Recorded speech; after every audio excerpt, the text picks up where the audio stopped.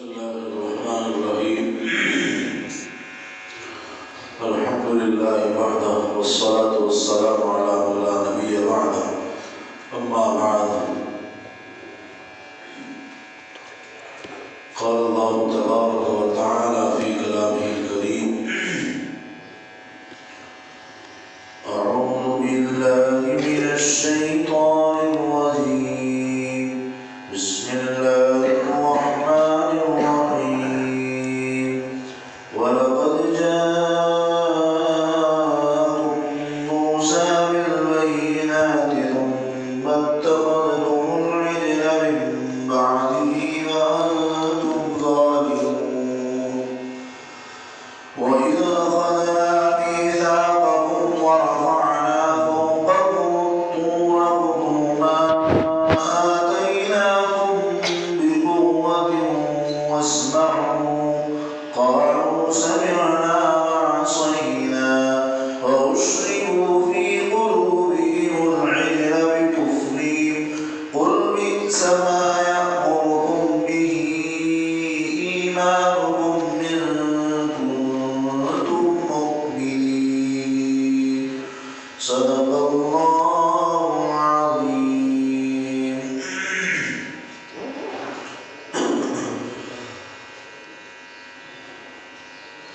ذکر چل رہا تھا یہود سے متعلق، اور یہ بات آئی تھی کہ یہود نے کہا تھا کہ ہم صرف تورات کے اوپر ایمان رکھتے ہیں،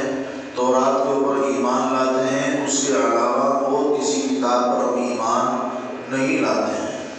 اور وجہ انہوں نے اس کی بتائی تھی کہ اور کتابیں ہمارے اوپر نازل نہیں کی گئی ہیں، حالانکہ ایسا نہیں تھا. جب یہ یہودی حضرت موسیٰ علیہ السلام کے زمانے میں تھے تو تورات ان کے اوپر نازل کی گئی تھی. ان کی نسلیں چل کر کے جب محمد صلی اللہ علیہ وسلم کے زمانے تک پہنچی ہیں تو قرآن کریم بھی انہی کے اوپر نازل ہوا ہے اور یہ اس وقت موجود تھے. فلہذا ان کا یہ کہنا کہ ہمارے اوپر صرف تورات نازل ہوئی ہے وہ لغو بیکار و غلط ہے. بہرحال ان کے ان اقوال کی تردید کہ ہم کسی اور کے اوپر ایمان نہیں لاتے ہیں، صرف تورات پر عمل کرتے ہیں اور اس کو مضبوطی سے پکڑے ہوئے ہیں، لیکن ایسا نہیں ہے. اس کا مفہوم صاف یہ ہے کہ اور کتابیں چونکہ ہم پر نازل نہیں کی گئی اسی واسطے وہ اس پر ایمان نہیں لاتے ہیں. اللہ تبارک و تعالیٰ نے ان کے اس قول کی تردید فرمائی ہے اور 3 طریقے سے ان کے اس قول کا رد لکھا گیا ہے. ان کی بات کا جواب ہے کہ تم جو کہتے ہو کہ ہم صرف تورات کے اوپر عمل کرتے ہیں اور کسی پر ایمان نہیں لاتے ہیں تو آپ کا یہ کہنا بالکل غلط ہے.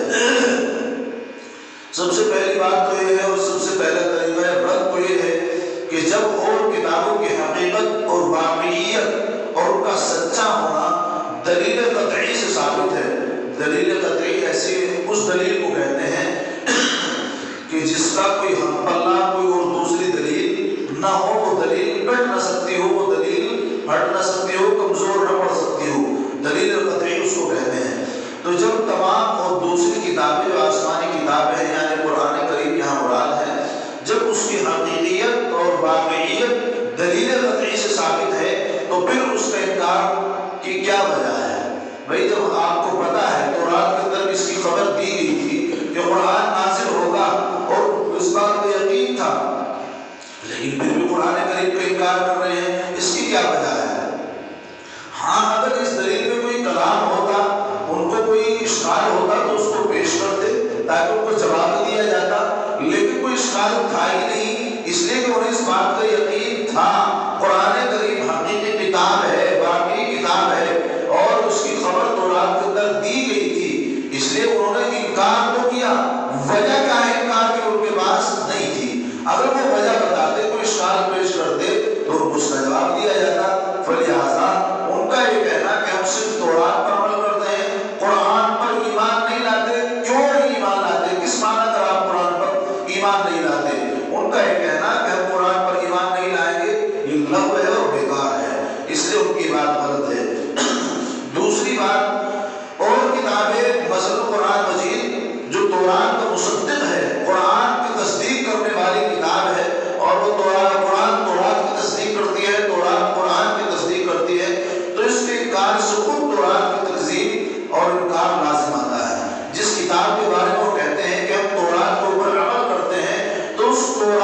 تصدیق جو کی ہے وہ کس نے کی ہے؟ قرآن کریم نے کی ہے۔ اب اگر تم قرآن کریم کو نہیں مان رہے ہو تو کیا ہوا؟ تم قرآن کو نہیں مانو گے تو گویا کہ تورات کا تم نے انکار کیا، اس لیے کہ تورات کی تصدیق قرآن نے کی ہے۔ قرآن کے کلام نے انکار کیا تو کیا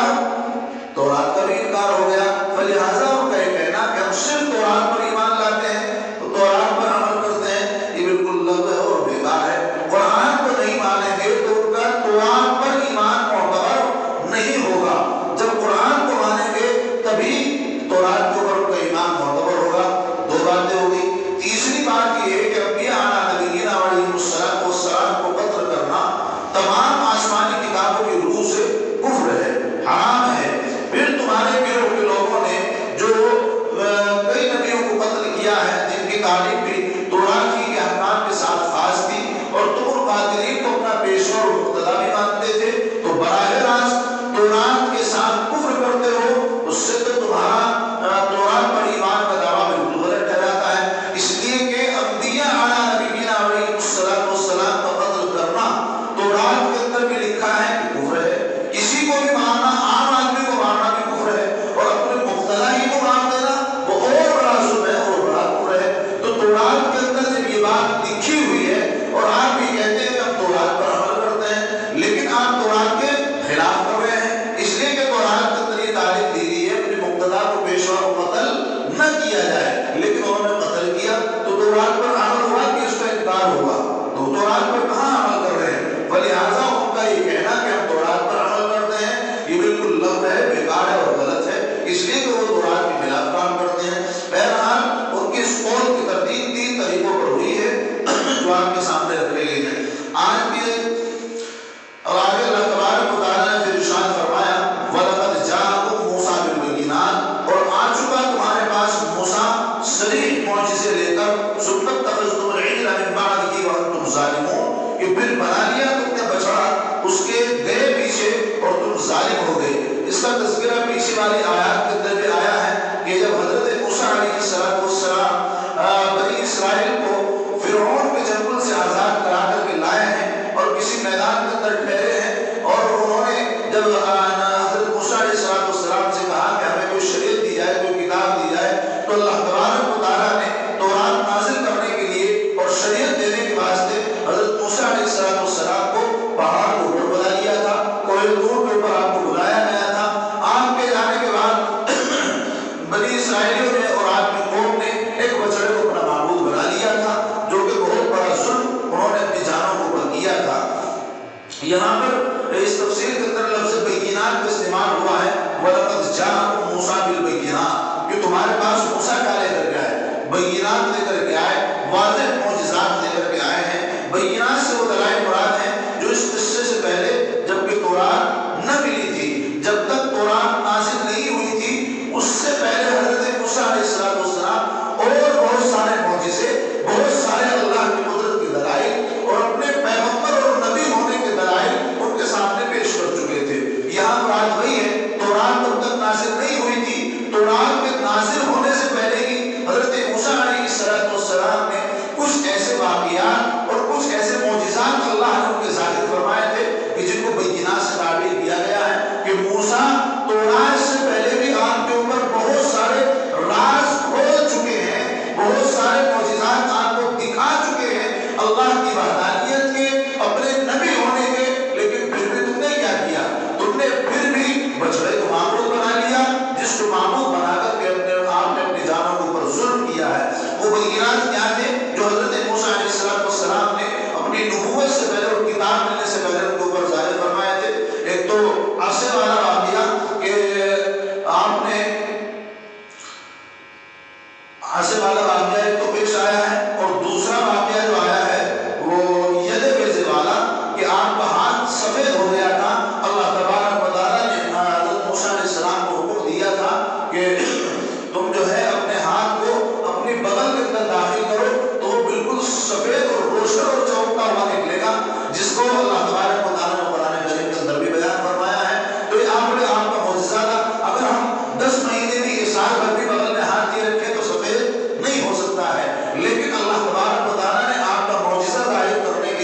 کہا کہ اپنے بدن میں ہاتھ ڈالو، اور جیسے ہی آپ نے نکالا تو روشن اور چمکتا ہوا ہاتھ آپ کا باہر آیا۔ ید بیضہ والا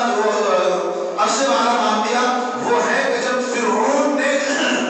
مقابلہ آرائی کرائی تھی تمام سرکشوں کی، 7 بالوں کی، سپیروں کی اور حضرت موسیٰ علیہ السلام کی، تو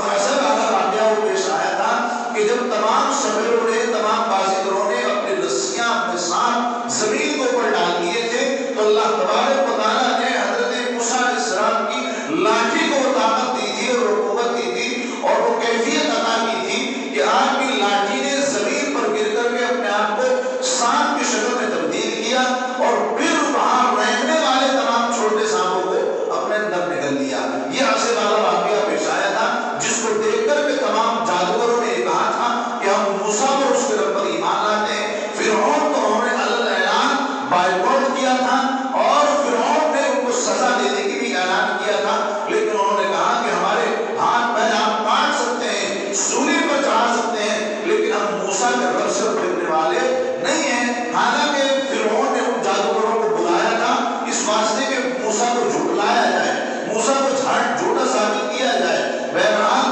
تمام جادوگر، بڑے بڑے جادوگر جو انہوں نے اکٹھا کیے تھے، آئے بلائے تھے وہ فرعون نے اپنی موافقت میں، لیکن معاملہ اس کا الٹا ہوا، وہ اس کے مخالف بن گئے اور کفر میں بڑھنے کے بجائے وہ ایمان کے اندر داخل ہو گئے۔ تو اس وقت یہ واقعہ پیش آیا تھا۔ اور ایسے ہی آپ کا واقعہ پیش آیا دریا کا پھٹنا، جب بنی اسرائیلیوں کو لے کر کے آئے ہیں تو تورات تو تک نازل نہیں ہوئی تھی، لیکن یہاں بھی اللہ تبارک و تعالیٰ نے آپ کا ایک معجزہ ظاہر فرمایا۔ جب آپ دریائے شور کے کنارے پہنچے ہیں تو دریا کو اللہ تبارک و تعالیٰ نے حکم دیا ہے اور موسیٰ کو کہا ہے کہ اس دریا کے اوپر لاٹھی مارو۔ دریا پر جب انہوں نے اپنا عصا مارا، لاٹھی ماری، تو کیا ہوا تھا؟ دریا پھٹ پڑا تھا، پہاڑوں کی طرح پانی جم گیا تھا، اور بیچ دریا میں حضرت موسیٰ علیہ السلام کو اللہ تبارک و تعالیٰ نے راستہ کیا تھا فرعون سے حفاظت کے لیے۔ تو یہ سب معجزات اور یہ واقعات جب حضرت موسیٰ علیہ السلام کے ساتھ ظاہر ہوئے ہیں اور لوگوں نے ان کو دیکھا ہے،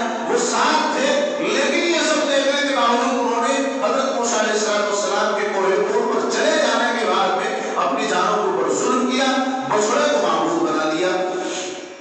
بہرحال یہ باتیں جو حضرت نبی پاک علیہ السلام کے زمانے میں یہودی موجود تھے ان سے تو متعلق نہیں تھی اور نہ ان کو بتانے کی ضرورت تھی، لیکن چونکہ ان کی نسلیں تھی جو یہود نبی پاک علیہ السلام کے زمانے میں تھے، اور جب قرآن نازل ہو رہا تھا اور یہ سب باتیں قرآن کریم کی اور یہ سب واقعات پہلے کے جو ہم نقل کیے گئے ہیں نبی پاک علیہ السلام کے زمانے میں، وہ اس واسطے نقل کیے گئے ہیں کہ انہی کی نسلیں چلی آ رہی تھی جو نبی پاک علیہ السلام کے زمانے میں موجود تھی۔ اللہ کو یہ بتانا مقصد تھا کہ دیکھو تمہارے آبا و اجداد اس طرح سے کفر پر دبے ہوئے تھے، ایسے ہی جیسے تمہارے آبا و اجداد موسیٰ کا انکار کرتے ہو، ایسے ہی تم بڑے ہو گئے ہو تو محمد کا انکار کرتے ہو۔ تو یہ معاملہ یہودیوں کا نسل کا نسل چلتا ہوا آ رہا تھا۔ پہلے ان کے آبا و اجداد نے حضرت موسیٰ علیہ السلام کا انکار کیا، حضرت عیسیٰ کا انکار کیا، اب ان کی اولادیں جو اللہ کے نبی کے زمانے تک پہنچی ہیں انہوں نے اللہ کے نبی صلی اللہ علیہ وسلم کا انکار کیا۔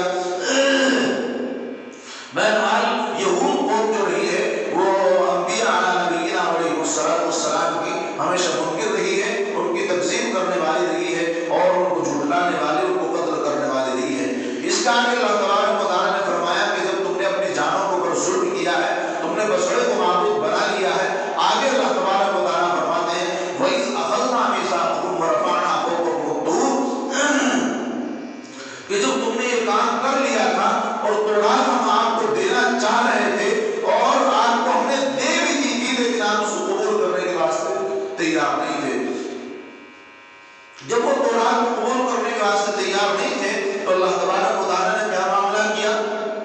پہلے ترجمہ دیکھیں، وَإِذْ أَخَذْنَا مِيثَاقَكُمْ وَرَفَعْنَا فَوْقَكُمُ الطُّورَ، اور جب ہم نے لیا قرار تمہارا اور بلند کیا تمہارے اوپر کوہ طور کو، خُذُوا مَا آتَيْنَاكُمْ بِقُوَّةٍ وَاسْمَعُوا، اور ہم نے کہا کہ پکڑو جو ہم نے تم کو دیا زور سے، قوت کے ساتھ، وَاسْمَعُوا، اور سنو، قَالُوا سَمِعْنَا وَعَصَيْنَا، تو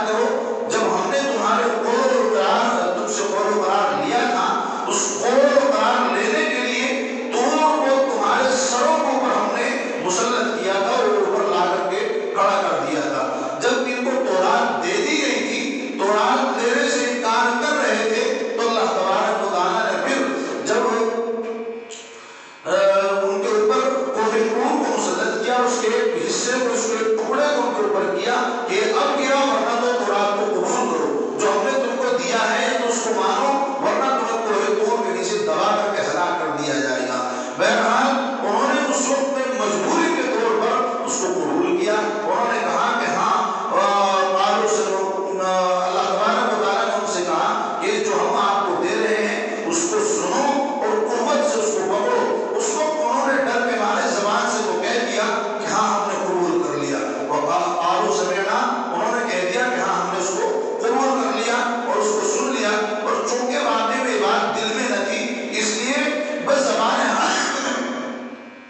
اس لیے گویا بزبان حال یوں بھی کہہ رہے تھے کہ ہم عمل نہیں کریں گے۔ وہ یہ تو کہہ رہے تھے کہ ہم نے سن لیا ہے، لیکن بزبان حال دل کی کیفیت ان کی یہ تھی کہ سن تو لیا ہے مگر عمل نہیں کریں گے، سن ضرور لیا ہے عمل نہیں کریں گے۔ اور وجہ ان کی اس بد دلی کی یہ تھی کہ ان کے قلوب کے ریشے ریشے میں وہی گوسالہ پیوست ہو گیا تھا، اس بچڑے کی محبت ان کے دلوں کے اندر بیٹھ گئی تھی ان کے کفر ثابت کی وجہ سے۔ جبکہ دریائے شور سے اتر کر انہوں نے ایک بت پرست قوم کو دیکھ کر درخواست کی تھی کہ ہمارے لیے کوئی ایسا ہی مجسم معبود تجویز کر دیا جائے، تو آپ فرما دیجئے کہ دیکھ لیا تم نے اپنے ایمان مضمون کے افعال کو، سوئے افعال تو بہت برے ہیں جن کی تعلیم تمہیں تمہارا ایمان دے رہا ہے، یعنی تمہارا ایمان آپ کو اس بات پر کہہ رہا ہے، اس بات پر آپ کو جما رہا ہے اور یہ بات آپ سے کہلوا رہا ہے کہ آپ کے واسطے کسی مورتی کو بنا دیا جائے، کسی بت کو آپ کے واسطے پوجا کرنے کے لیے، عبادت کرنے کے لیے بنا دیا جائے، یہ تو بالکل غلط تھا۔ اس آیت میں جو اسباب اور مسببات مذکور ہیں ان کی ترکیب کا حاصل یہ ہے کہ دریائے شور پار ہو کر ان سے کلمہ کفر کا شرور ہوا۔ ہر چند موسیٰ علیہ السلام کوئی کلمہ کفر تھا جس کا کتابوں کے اندر ذکر نہیں ملتا ہے، تو کلمہ کفر جو ان کی زبان سے نکل گیا تھا دریائے شور پار ہونے کے بعد، جہاں پر ان کو آباد کیا گیا تھا، تو حضرت موسیٰ علیہ السلام کی ڈانٹ ڈپٹ سے اس سے انہوں نے توبہ کر لی تھی۔ لیکن توبہ کے مراتب بھی مختلف ہوتے ہیں، توبہ کے درجے مختلف ہوتے ہیں، الگ الگ درجے ہوتے ہیں۔ ایک تو ہوتی ہے اعلیٰ درجے کی توبہ کہ بس بالکل ہی ہم نے اس کام سے توبہ کر لیا، بالکل بھی نہیں کریں گے۔ ایک ہوتی ہے وقتی طور کی توبہ کہ اللہ بس معاف کر دے، دل کے اندر تو بٹتا ہے کہ چلو اب معاف ہو جائے، بعد میں پھر دیکھیں کہ ہوگا یا نہیں۔ تو کئی ایک طرح کی توبہ بھی کئی ایک طرح کی ہوتی ہے۔ اعلیٰ درجے کی توبہ نہ ہونے کے سبب اس کی ظلمت قلب میں کچھ باقی رہ گئی۔ جو کلمہ کفر ان سے صادر ہوا تھا تو اس کی انہوں نے موسیٰ علیہ السلام کی ڈانٹ ڈپٹ سے توبہ تو کی، لیکن اعلیٰ درجے کی توبہ نہ ہونے کی وجہ سے کچھ اثرات اس گناہ کے دل کے اندر باقی رہ گئے، کچھ ریشے دل کے اندر باقی رہ گئے تھے، تو وہ ترقی پا کر گوسالہ پرستی کا سبب بن گئے۔ تو وہ گناہ اور وہ جو کفریہ لفظ تھا ان کے ذہن و دماغ میں بیٹھا ہوا تھا، دل میں بیٹھا ہوا تھا۔ ایک دن آہستہ آہستہ آہستہ ایسا ہوا کہ بچڑے کی محبت ان کے دل کے اندر آ گئی اور وہ کفر کرنے پر اس کلمہ کفر کی وجہ سے آمادہ ہو گئے۔ پھر اس کی توبہ میں بعضوں کو قتل ہونا پڑا۔ جب موسیٰ علیہ السلام آئے اور موسیٰ علیہ السلام کو ڈانٹا ڈپٹا تو پھر اللہ تبارک و تعالیٰ کی طرف سے حکم نازل ہوا کہ جنہوں نے بچڑے کو معبود بنایا ہے اب ان کو قتل ہونا پڑے گا۔ ان میں سے کچھ لوگ قتل کیے گئے، کچھ کو بعض علماء نے لکھا ہے کہ بغیر قتل کے اللہ تبارک و تعالیٰ نے معافی دے دی تھی۔ بہرحال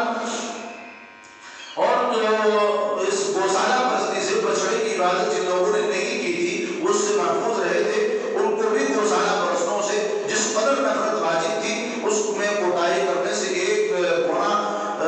اثر اس معصیت شرکیہ کا ان سے صادر ہوا، ان کے قلب میں باقی رہا۔ بہرحال ضعف توبہ یہ کفر کی وجہ سے نفرت کے آثار باقی رہے، اور نفرت کے آثار باقی رہنے سے دلوں میں دین سے سستی پیدا ہو گئی۔ اسی واسطے انہوں نے آگے چل کر کے ان کی نسلوں نے بھی قرآن کا بھی انکار کیا اور یہ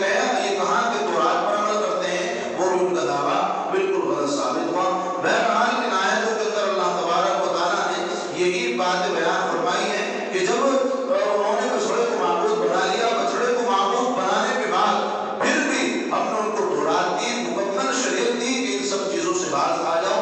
لیکن پھر بھی اس کو قبول کرنے کے لیے تیار نہیں ہو رہے تھے، تو ہم نے پھر ان کو کہا کہ ہم تمہارے اوپر کوہ طور کو ڈال دیں گے۔ کوہ